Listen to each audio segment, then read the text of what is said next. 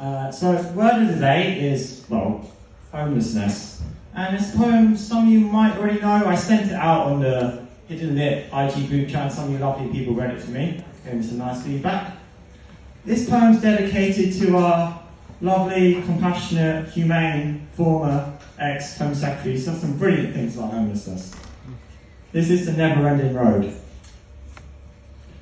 He leaves the office, clutching his P45, the rain tumbling down, and the darkness growing behind his eyes.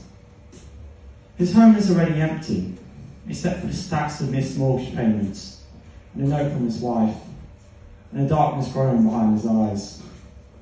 He returns from the job centre to find his things in black bin bags, and the locks have been changed, all while the darkness grows behind his eyes. Onto the never-ending road he goes, and his shoes fall apart and his socks become threadbare, all while the darkness grows behind his eyes.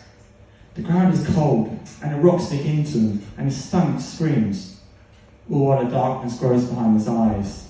There's the smell of the roast dinners, and the fry-ups, and the sushi, and the chow mein, and the jalfrezis, and the kebabs, and the falafel, filling his nose, while his tummy grows emptier, all while the darkness grows behind his eyes.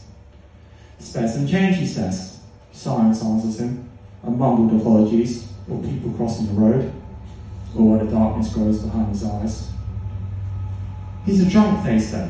He's a junkie, they say. It's his fault, they say. But he doesn't want to drink or shoot up.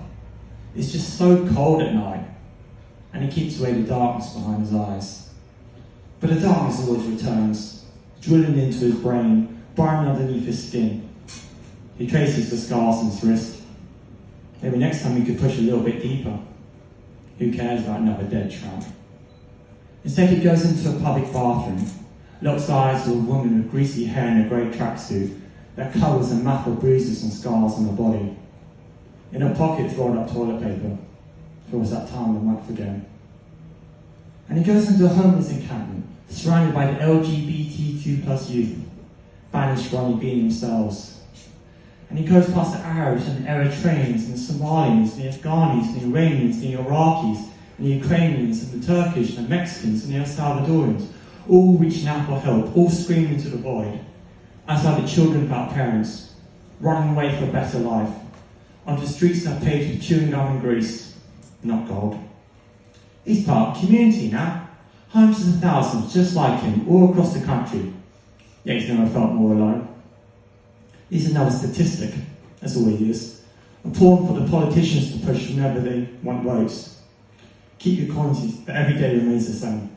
Keep your coins, he says. He wants change. Sleep finally comes, where he's awoken by a kick to the face, his sleeping bag being wrestled away. At least it's getting warmer. It's no longer cold. The heat is burning. He's been set on fire. But tomorrow will be better. But tomorrow never comes.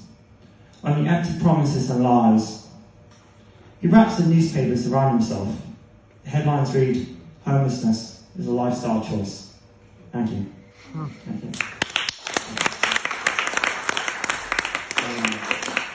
So, rather than plugging myself, I just want to do a quick shout for this homeless charity I volunteer for, the Refugee Community Kitchen, and they cook free nutritious meals every night of the week for the homeless in London. They're a great charity support if you want to donate or if you want to volunteer with them. Yes, thank you everyone for listening.